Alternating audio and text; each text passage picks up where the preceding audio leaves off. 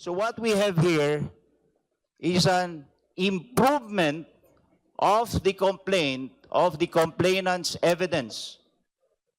Tayo yung nagpo-produce ng ebidensya which is not supposed to be the case. Malaki po kasi yung pinagkaiba ng isang complaint that already alleges ultimate facts supported by evidence, and a complaint that substantially requests this committee to authorize this committee to investigate, and perhaps we will later find the proof. Ilabas nyo at kailangan si Luis Ro ay mag-stick din sa rules. Iakyat nyo na yung impeachment na yan kung masyado kayong atat na ipa-impeach si BP Sara. Iakyat nyo na sa Senado. Please lang. Tama na. Tama na ang propaganda nyo dyan at fishing expedition. Kinuwestiyon ng ilang mambabatas ang tila paghahanap ng ebidensya ng House Committee on Justice laban kay Vice President Sara Duterte. Kabilang dito ang pagkalkal sa Statement of Assets, Liabilities, and Net Worth sa SALN ng BISE. Si MJ Mondihar sa report. Hawak na ng House Justice Committee ang kopya ng SALN ni Vice President Sara Duterte at ng mister nitong si Attorney Man Scarpio. Galing sa Office of the Ombudsman ang kopya ng SALN. Kaugnay ito sa mga pagdinig ngayon ng House Justice Committee para tingnan kung may ill-gotten wealth ba ang Vice Presidente na mauugnay sa kontrobersyal na paggamit na mahigit sa 612 million peso confidential funds ng OVP at DepEd. Sa pagsusuri, lumitaw na mula 2022 hanggang 2024, walang cash on hand o bank deposit si Duterte.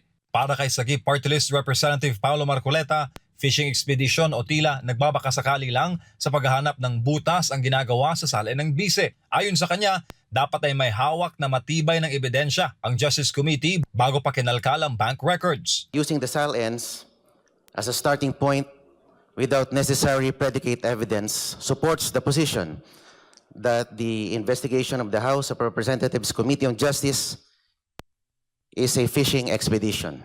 Sinang-ayuna naman ito ni Ako Bicol Party List Representative Alfredo Garbin.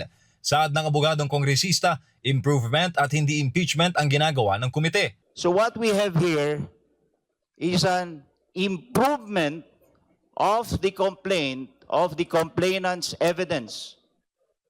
Tayo yung nagpo-produce ng ebidensya which is not supposed to be the case. Sa panig naman ni dating Justice Secretary Laila de Lima, inamin niyang tama ang obserbasyon ni Garbin at Marcoleta. Ngunit wala naman raw masama sa kanilang ginagawa. Doon sa punto na ini-improve daw po natin.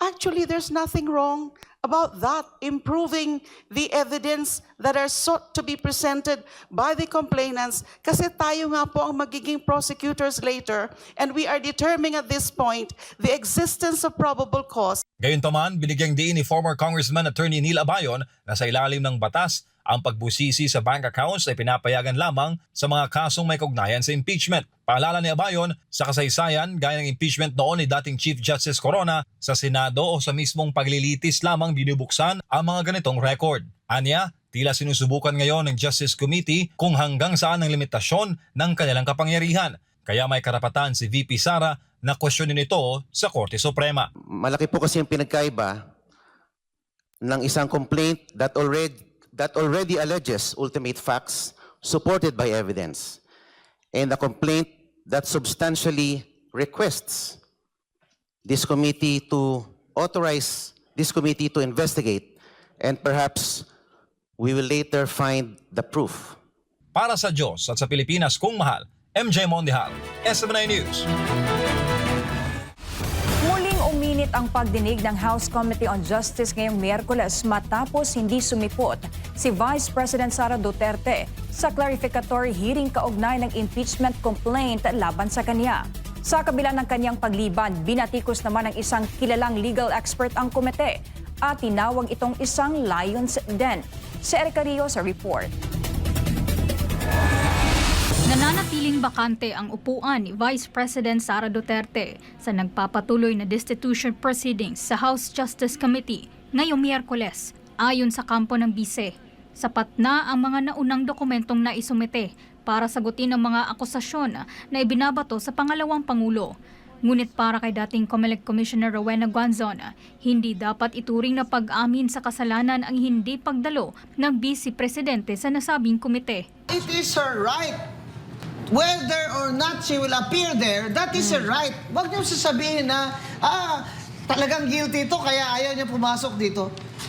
Pambira naman kayo. Bakit naman ako papasok sa Lion's Den? Ano ako, tanga? Mariin din ang pahayag ni Attorney Salvador Paulo Panelo Jr., Legal Counsel ng Vice Presidente. Anya, may ilang sektor umano na kumukontra kay VP Sara dahil sa takot sa isang patas na laban sa politika. Dagdag pa ni Attorney Guanzon, masyado umanong nagmamadali ang mga kalaban sa politika na ipa-impeach ang Vice Presidente. Paano kasi takot sila sa patas na labanan? Kasi alam nilang hindi nila matatalo si VP Sara sa patas na labanan, whether sa impeachment o sa eleksyon. Kaya sila nagkakandara pa na... Kaya dapat yung House Rules ng committee na yan, ilabas nyo at kailangan si Luistro ay mag-stick din sa rules.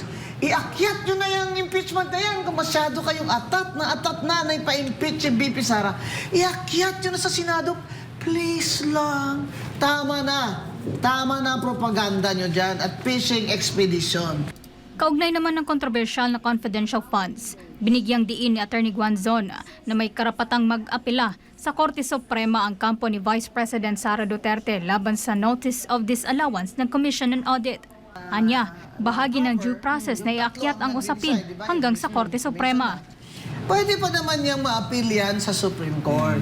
Kasi kagaya nung kay President Noynoy Aquino, kaya pending yan dahil in-appeal sa Supreme Court. Ngayon, pag natalo siya dyan, yung estate niya, ang ibabalik yan, di ba? Kasi siyempre, wala na siya. Yun naman din ang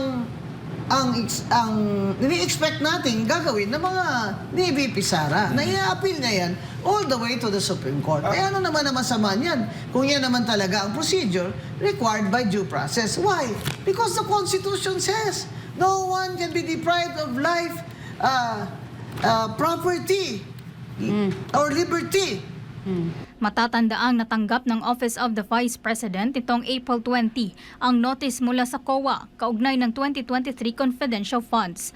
Sa isang payag, kinumpirma ng OVP ang pagtanggap nito at sinabing gagamitin nila ang mga legal remedies alinsunod sa COA rules. Dahil dito, kwenestyon ni Attorney Panelo kung may halong pressure na ang ginagawa ng Kongreso sa mga miyembro ng Commission on Audit. Anong klaseng pressure kaya ang nararamdaman na itong mga miyembro ng Commission on Audit, na itong Kongreso, inaaraw-araw yung issue ng COA Notice of Disallowance. Tapos, ang restitution po, inuutos po yan ng Supreme Court kapag merong bad faith, malice, or gross negligence. Correct. Yun lang po ang basihan para magkaroon ng pag-uutos na ibalik itong pera.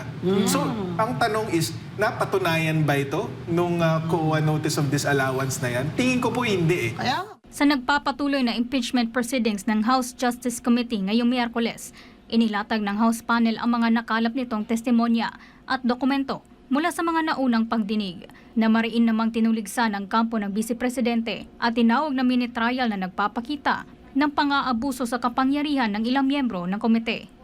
Ito sa Erica Rio, ang inyong citizen correspondent nag-uulat sa Manay News.